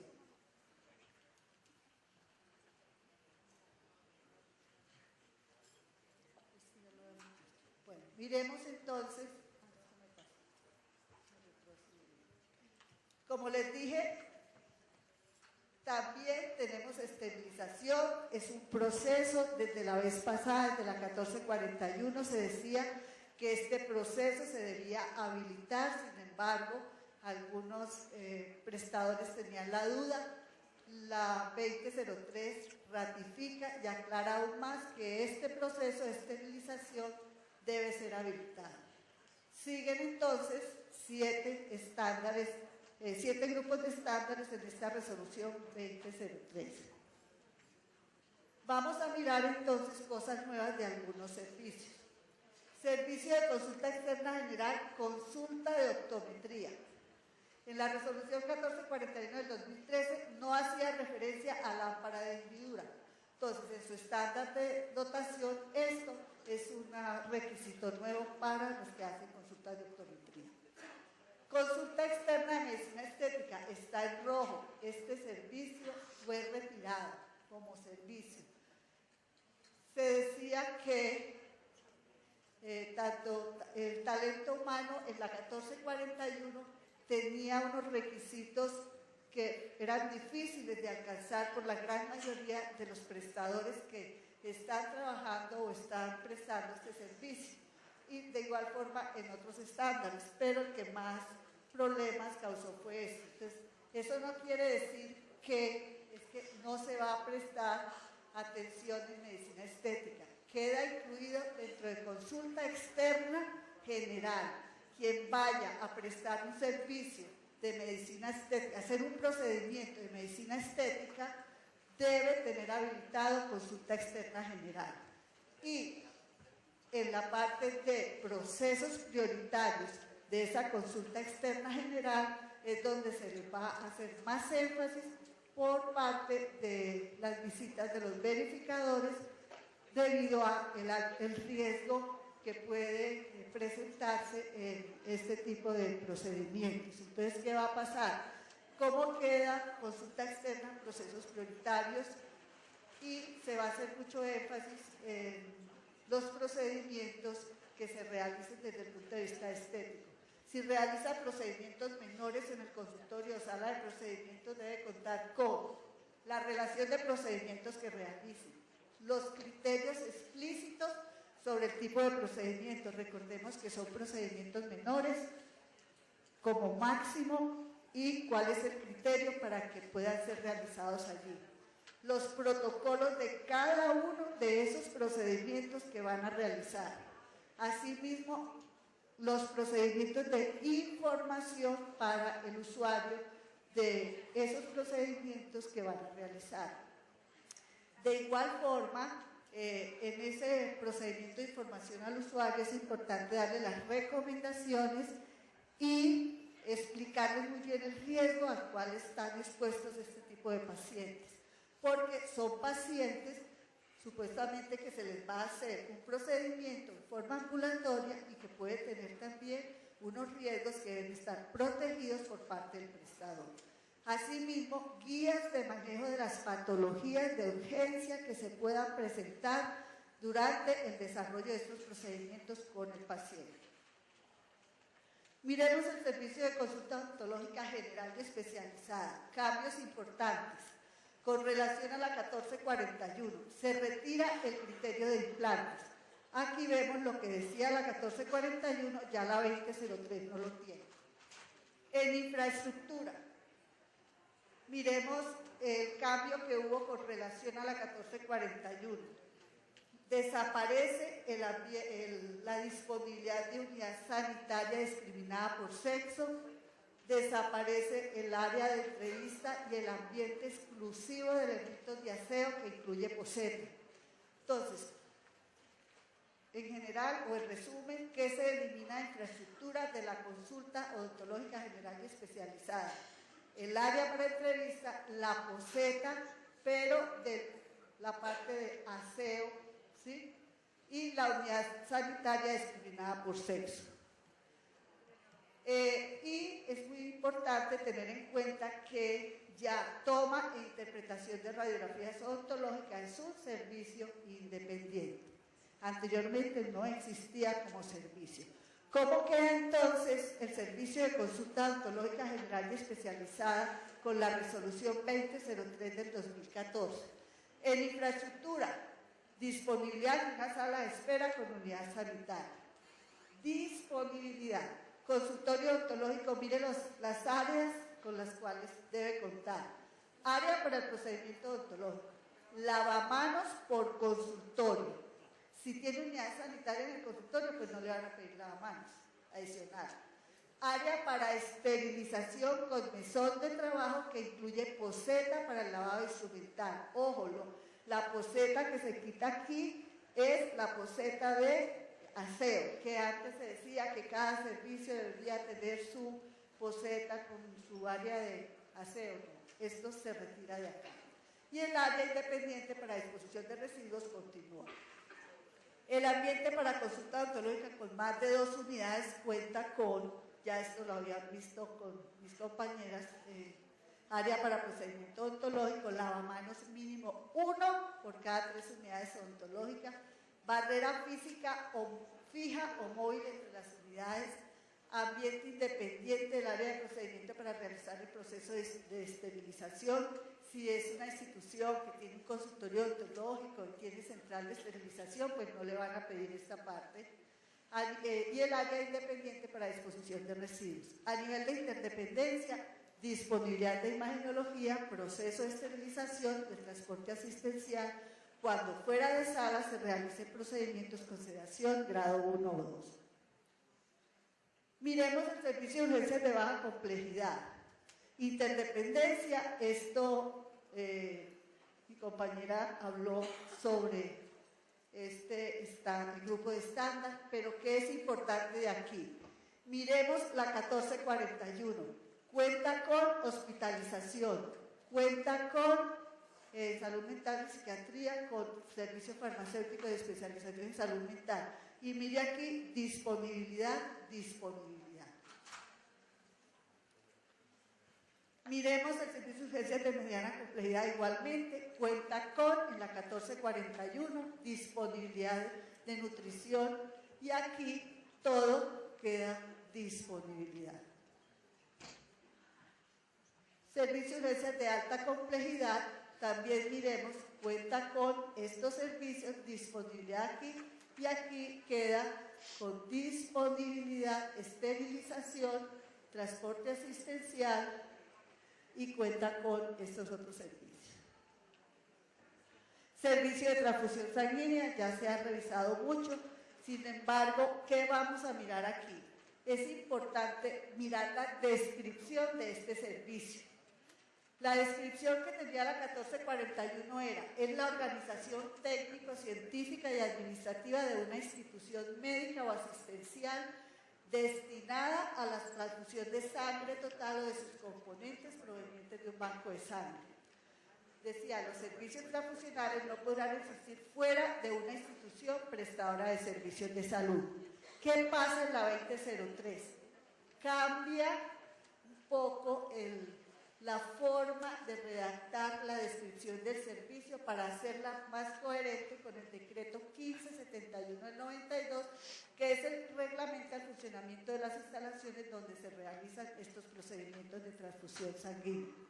Dice, para efectos de la habilitación se entiende transfusión sanguínea como la realización de pruebas pretransfusionales que se habilitarán únicamente dentro de una institución prestadora de servicios de salud o serán contratadas por un banco de sangre. En el estándar de talento humano vemos un cambio, además del con relación a la 1441. En la 1441 hablaba de bacteriólogo para alta complejidad. Aquí habla de bacteriólogo para alta complejidad, pero en la mediana complejidad hablan de disponibilidad de bacteriólogo o convenio con un banco de sangre para realización de pruebas. Y en infraestructura, ya lo había comentado Anabel, retiran el área para flebotomías. Seguimos con el servicio de transfusión sanguínea. Ese servicio se le dio mucho énfasis, como ya vimos. Lo más importante que podemos ver aquí de lo que yo les quiero mostrar es, ustedes de pronto van a encontrar que en la 1441, en procesos prioritarios, estaba todo lo que se pedía de procesos, procedimientos, manuales, protocolos de transfusión sanguínea. En la 2003, ¿cómo lo vamos a encontrar? Vamos a encontrar todo esto que estaba en la 1441, lo vamos a encontrar en el grupo de estándares de procesos prioritarios específicos del servicio de transfusión sanguínea, pero también en procesos prioritarios de todos los servicios se incluyen otros criterios de este servicio de transfusión. O sea que manuales, procesos, procedimientos, protocolos, programas, análisis de reporte y control de calidad, buena práctica relacionada con el procedimiento de transfusión sanguínea, siguen vigentes, pero en esta resolución, en el manual, lo pueden encontrar fraccionado. Una parte en procesos prioritarios de transfusión sanguínea y la otra parte en procesos prioritarios de todos los servicios.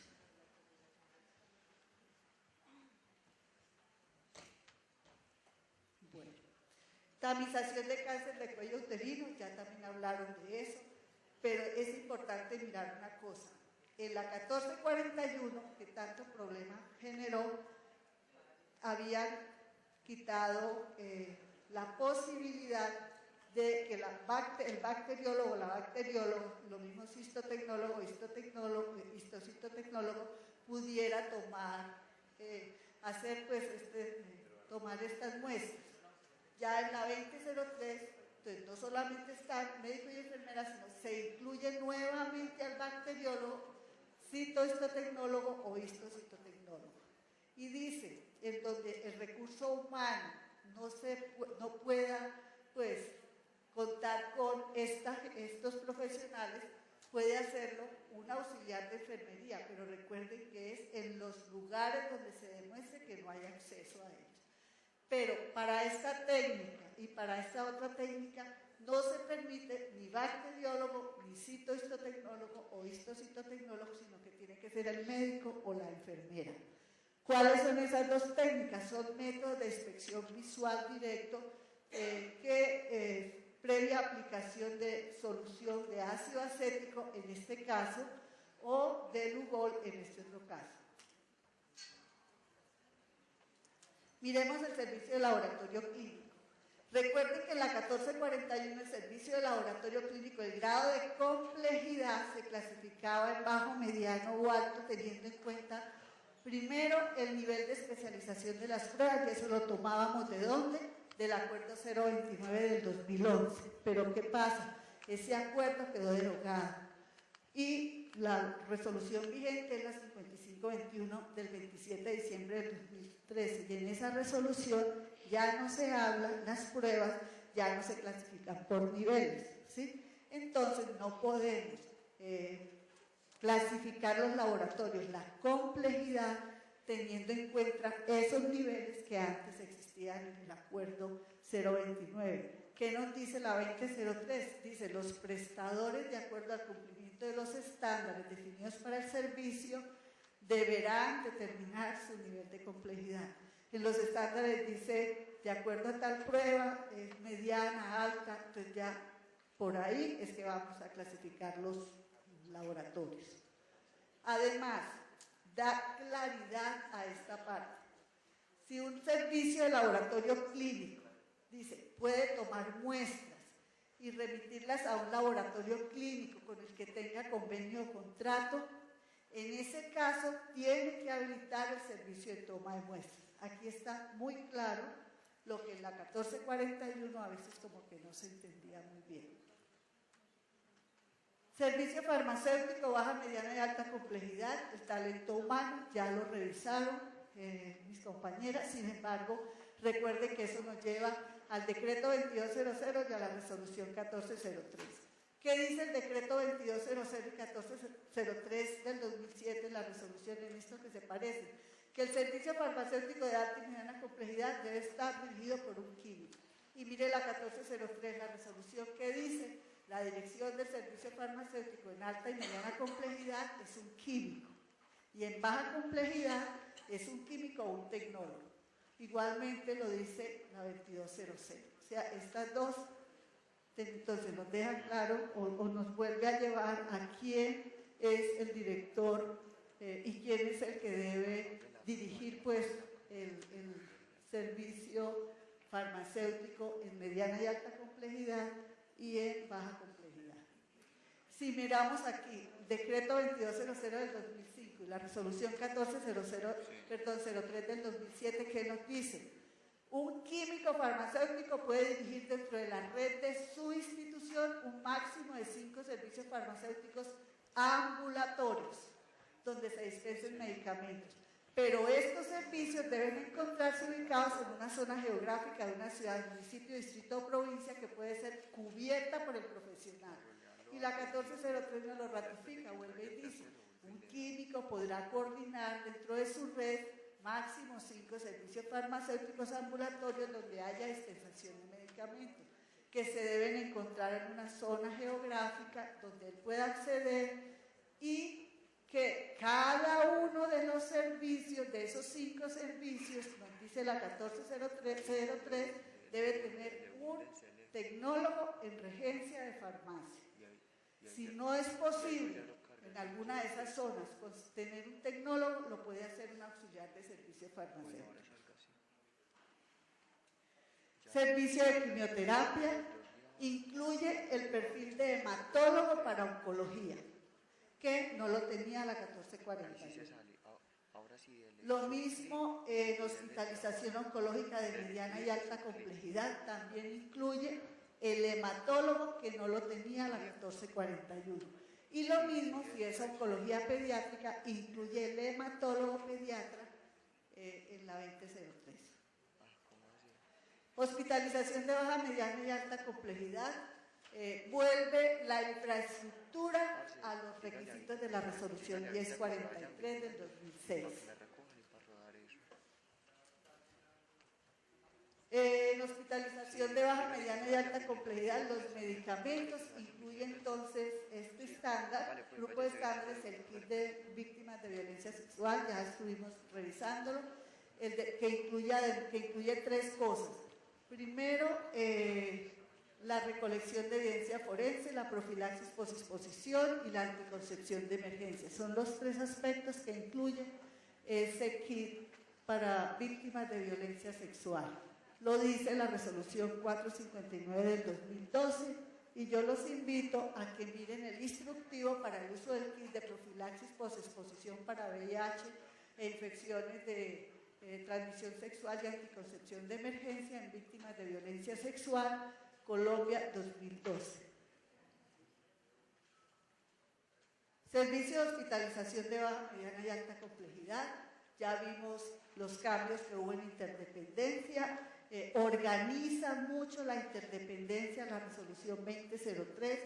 Aquí le pueden dar después una lectura al cómo era la interdependencia anteriormente en baja, mediana y alta complejidad y cómo es organizada en la resolución 2003. Servicio de cirugía ambulatoria. En la 1441, en este servicio, no se tenía dentro de la interdependencia, mire que no teníamos esterilización, ¿sí? El proceso de esterilización. Pero en procesos prioritarios, en la resolución 1441 de cirugía ambulatoria, ahí decía guías o protocolos para garantizar buenas prácticas de esterilización y garantizar este proceso para el servicio. Ya en la 2003 queda incluido el proceso de esterilización, cuenta con dentro de cirugía ambulatoria. Ya vimos la eliminación del requisito de hospitalización para connotación ambulatoria de cirugías plásticas, pero recuerden que hay cirugías plásticas que son muy complejas y que se realizan en instituciones de mediana y alta complejidad. Y refuerza mucho en procesos prioritarios la identificación y la gestión del riesgo. Entonces, aquí dice todos lo importante que es la gestión del riesgo en la resolución 2003 en el servicio de cirugía ambulatoria, en el estándar de procesos prioritarios, es específico y dice: hay que identificar el riesgo anestésico, valorar posibles contraindicaciones, definir criterios de inclusión que contengan, tipo de cirugía elegible de realizar como procedimiento ambulatorio. Eso no quiere decir entonces que es que todas las cirugías van a ser de tipo ambulatorio, ¿no? Depende del procedimiento y del riesgo del paciente. Hay que entregar muy buena información al paciente sobre preparación y recomendaciones postoperatorias y las actividades de seguimiento postquirúrgico. El proceso de esterilización tiene algunos ajustes en la descripción del proceso. Dice, desarrollado en centrales de esterilización o desarrollado por un prestador fuera de una central de esterilización. Retira la precisión que tenía la 1441 que decía que ningún líquido utilizado fuera de la máquina podría ser aceptado como método de esterilización. Esto es retirado en la 2003 y exige la disponibilidad de incubadora para controles biológicos en centrales de esterilización. Bueno, muchas gracias.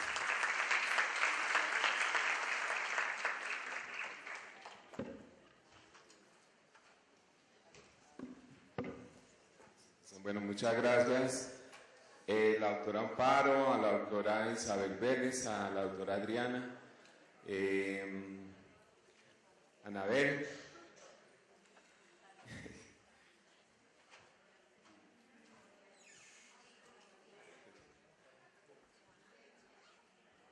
Y a la doctora Astrid, gracias.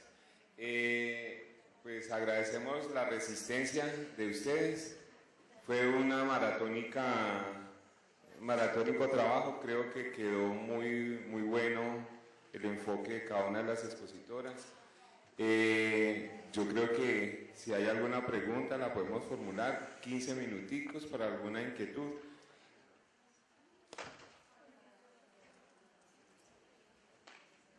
La doctora Astrid, la parte jurídica, muy agradable el recorrido que nos hizo por todo el proceso normativo.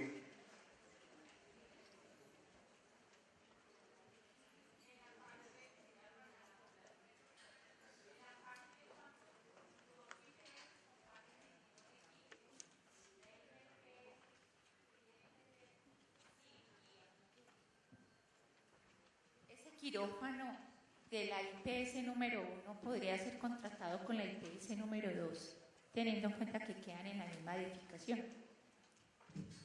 ¿Por qué no lo podrían habilitar simultáneamente? Sí, pues partimos del supuesto que no puede existir doble habilitación. Entonces la habilitación tendría que estar en cabeza de la que tú llamas la IPS número 1. Entonces ella tendría que ser quien cumple con todos y absolutamente todos los estándares de la habilitación.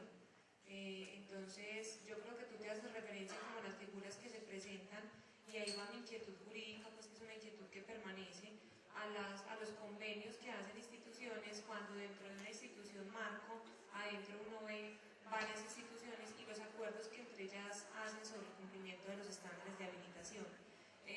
Esos convenios en la actualidad se realizan y se desarrollan, pero siempre bajo el supuesto que un mismo servicio no cuente con doble habilitación dentro de la misma infraestructura.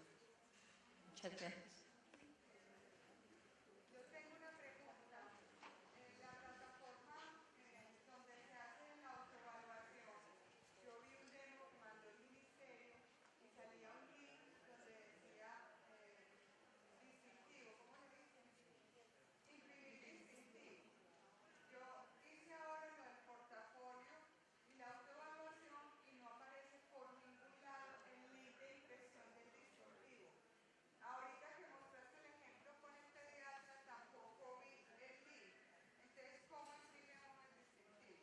En la capacitación que tuvimos con el ministerio, que fue reciente, el 17 de junio, nos explicaban que va a llegar un correo electrónico con el link al prestador. Así fue como nos explicaron esa parte, porque teníamos esa inquietud. Entonces no es como uno se lo imaginó que siempre va a estar ahí, uno se mete y vuelve a imprimir, sino que les llevan el correo electrónico y por ese ladito lo imprimirán.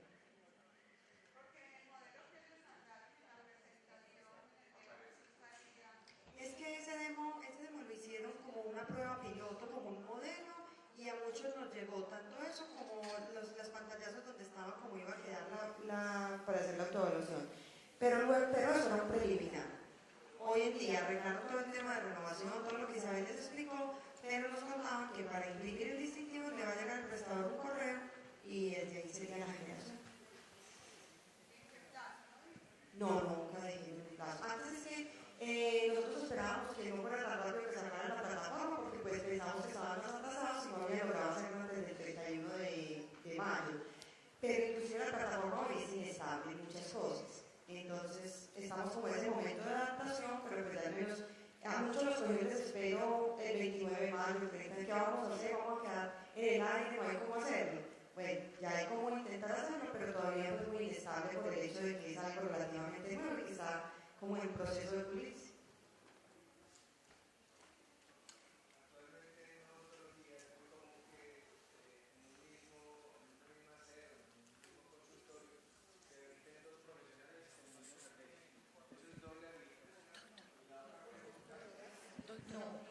El hecho de que estén dos profesionales dentro de la misma sede no significa que uno dependa administrativa, financiera o que haya una subordinación laboral. Cada uno de ellos es responsable de habilitar el servicio. Se presenta mucho no solo con odontología, sino en un solo, por ejemplo, en un solo consultorio de medicina especializada. Por la mañana va un pediatra y por la tarde va un dermatólogo u otro pediatra. Cada uno se inscribirá como profesional independiente y será responsable de cumplir totalmente con lo que le aplique. Y la segunda pregunta es, uno de los profesionales se habilita con nombre comercial y en esa misma ubicación el segundo prestador está recibiendo, por llamarlo de alguna manera, unos honorarios con base en un porcentaje. ¿Eso ya lo hace IPS o también siguen siendo independientes? A ver, no. Lo que él está diciendo es, yo tengo un consultorio y le puedo poner una marca registrada. El hecho de que yo tenga una marca registrada no hace que yo me constituya como una IPS. Yo puedo tener Isabel Sonrisa Linda y registrarme como Isabel Levy, pero yo registré esa marca de Sonrisa Linda. ¿Listo? En ese consultorio yo tengo el espacio, quiero compartirlo con otro profesional y tengo una modalidad de arrendamiento. Bajo esa modalidad de arrendamiento yo le puedo decir, páguenme 1 millón de pesos mensuales por utilizar el consultorio o páguenme por porcentaje. Pero en el hecho de que tengan esa modalidad de arrendamiento no significa que haya una dependencia ni una subordinación laboral. Simplemente entre ellos dos está mediando un contrato civil de arrendamiento. Cada uno respondería por lo suyo. Complemento de pronto la figura que mencionabas pues, de la sociedad comercial. Se está presentando mucho pues, una situación donde los profesionales independientes constituyen una sociedad anónima simplificada. Y es una situación que constituyen específicamente para aspectos tributarios y de pago de seguridad social. Eso en la mayoría de las veces, algunas veces sí, pero en la mayoría de las veces en la la práctica no ha pasado, ellos no constituyen esa figura SAS, esa persona jurídica, como la institución prestadora de servicios de salud. Entonces ahí se crea como una división que nos lleva a que efectivamente esa persona jurídica sea una IPS y ellos sigan como profesionales independientes. Entonces es más un tema administrativo que incluso raya con una intermediación en el sistema que no es correcta porque se presta para la ilusión y la evasión de las obligaciones para fiscales, de seguridad social y tributarias. Más de lo que estabas preguntando, si en un mismo consultorio odontológico trabajamos varios odontólogos, pero entonces el servicio de esterilización, cada persona tendría que habilitarlo. Eso no quedaría como doble habilitación, sino... Pero cada uno de los profesionales es responsable de garantizar y de velar por el cumplimiento de los requisitos atinentes al proceso de habilitación, independientemente que sea la misma auxiliar la que las esté esterilizando a todos y utilicen la misma autoclave. Entonces, como profesional independiente, cada uno debe responder por su proceso y por lo tanto debe habilitar. Bueno.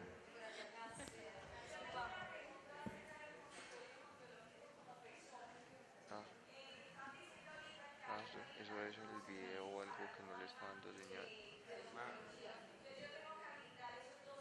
Que el video no le está dando señal. Mire a ver si con esto le se ve. O sea, el servicio no depende si es IPS o si es profesional independiente. Si usted es un profesional independiente, endodoncista, y para realizar los procedimientos de endodoncia obviamente necesita un equipo de rayos X, debe habilitar el servicio de toma e interpretación de radiografías odontológicas. Que teníamos un vacío muy grande en la 1441, veníamos de tenerlo como 724, creo así, 721 y 1043. Desapareció en 1441 y lo retomaron nuevamente en 2003. Entonces usted es un endodoncista, tiene su equipo de rayos X, habilite ese servicio. Muchas gracias.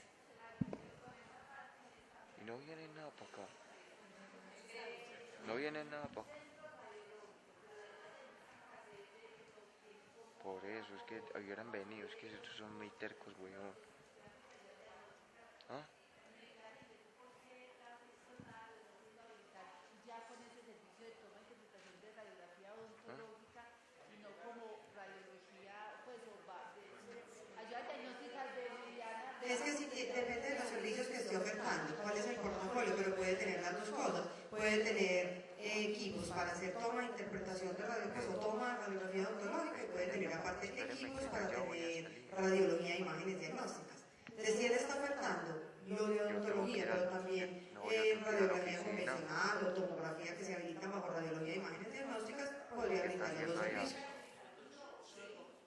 Por ejemplo, él tiene el equipo que es el de toma de radiografía periódica, tiene otro que es el panorámico, todo eso es odontológico, habilita el servicio de toma e interpretación de radiografías odontológicas, pero adicionalmente hace un TAC y una resonancia, habilita ya esos dos servicios, entonces quedaría con 3 habilitados. Pues en ese caso específico, en el ejemplo que estoy poniendo.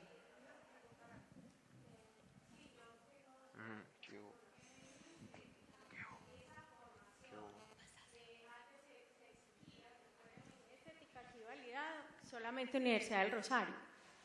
Hoy, como está la norma, ¿se exige, sigue igual o solo un curso de formación? Pero la norma también establecía que era un profesional, un médico, no solo en medicina general, sino cualquier especialidad con una formación. Tenemos muchos casos de médicos generales con una formación en medicina estética. ¿Es válido hoy para la norma? Sí, el médico general con formación en medicina estética puede trabajar o puede prestar ese servicio. Y no necesariamente en la del Rosario. No, por eso el servicio desapareció como servicio. Por eso les dije, deben habilitar consulta externa general, lo puede hacer un médico general, pero debe tener formación en el procedimiento que vaya a realizar. No es formación de posgrado, es formación en el procedimiento, entrenamiento y formación en el procedimiento que va a realizar. ¿Existe un listado de ese tipo de procedimientos permitidos para un estético o para un plástico? No.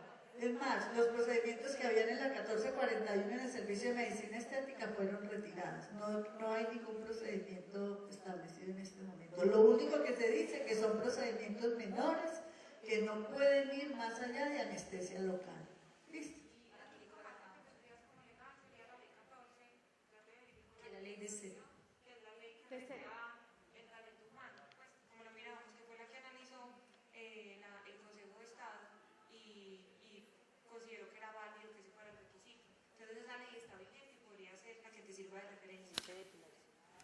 Gracias. En una consulta que hice al Ministerio relacionado con la paratología, ¿sí? Que anteriormente decía, pero ¿cuál médico se va a poner a trabajar la paratología? El Ministerio me respondió, me mandó a revisar una norma que es del año 96, 7. En ese momento no me acuerdo exactamente cuál es la norma, pero es la norma donde aparece todo lo de aparatología y en un consultorio médico puede, pues la persona que trabaja como médico general puede hacer uso de ellos e inclusive una persona, como está definido, que sea de salud, como en el caso que estaban haciendo las fisioterapeutas, son las que más manejan esa aparatología, está permitido. Porque, sí, pero donde está específico lo de aparatología, es más, está la lista de chequeo de cada uno de los aparatos e inclusive la ozonoterapia, que por eso fue que yo hice la consulta, porque no sabíamos dónde ubicarla, ellos lo tienen ubicados. A mí me dijeron, la puede ubicar dentro de medicinas alternativas, ¿sí? Y me mandaron a esa norma para ver que la aparatología, la ozonoterapia, pues tiene una serie de requisitos por el riesgo, pero sí puede ser manejada en los, pues el que esté capacitado y formado para ello, ¿sí? En el caso de ozonoterapia. Y en el caso de los equipos, de la aparatología, tiene que tener formación en el uso de la aparatología, sin decir que tienen que ser posgrados o diplomados o cosas de esas. A ver, tú. Un centro radiológico de ayudas diagnósticas odontológicas solamente necesita habilitar el proceso de esterilización, o sea, solamente hay un panorámico y un si no hace esterilización, si no utiliza ningún instrumento o instrumental o algo que requiere esterilización, pues quiere decir que usted no debe, que no utilice ese proceso, no lo tiene que esterilizar. sería la toma de modelos, Pero venga, en odontología hay algo que es la toma de radiografías paralelas, con técnica paralela, donde hay bloques de mordida, que deben ser sometidos a unos procesos de limpieza, de desinfección o esterilización en frío. O sea, a nadie le gustaría que el bloque de mordida que utilizó Adriana lo lavara con agua y jabón y me lo pusieran a mí. Entonces ya uno por tener ese proceso de esterilización en frío, ese proceso de limpieza, ¿cierto? Ya tendría que habilitar ese servicio. Entonces todo depende de si usted reutiliza los dispositivos médicos o no. Habrá uno donde dice, no, yo sé lo que te mordía, los tengo desechables. Entonces no hay necesidad. Pero si usted lo va a reutilizar, sí, claro. La última.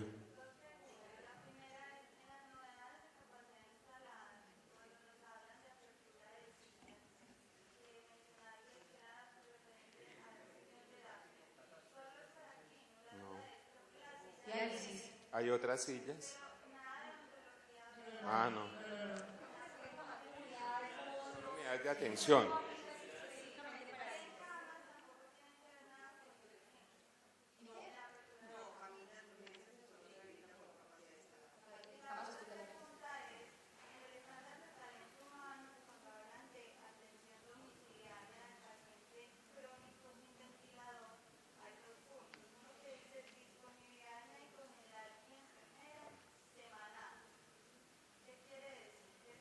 Habrá que demostrar a través del cuadro de turnos o de la estructuración del servicio cómo le hacen a ese paciente la visita por lo menos una vez a la semana, pero entonces vas a tener muchos pacientes y ahí es donde se va al tema de suficiencia.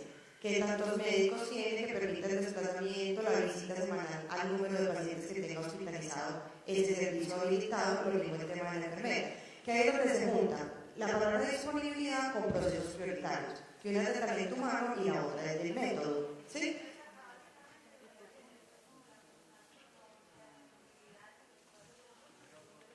Y el cálculo de suficiencia, que es uno de los requisitos en todos los servicios del talento humano, que dice cómo usted determina la suficiencia con el enfoque de oportunidad, seguridad, con unos atributos que le mencionan ahí. Entonces puede demostrar cuántos médicos necesita, según el volumen de pacientes que atiende o la capacidad que usted tenga de llegar a esas visitas domiciliares, recorriendo al paciente mínimo una vez a la semana, por médico general, por ejemplo. En caso de que el médico general considere que la atención del paciente requiere valoración por especialista, entonces también el mismo cálculo, qué especialistas tiene, qué tiempo los tiene contratados, se le permita garantizar en caso de una interconsulta o de una atención permanente de ese paciente por el especialista, darle la atención como oportunidad de seguridad.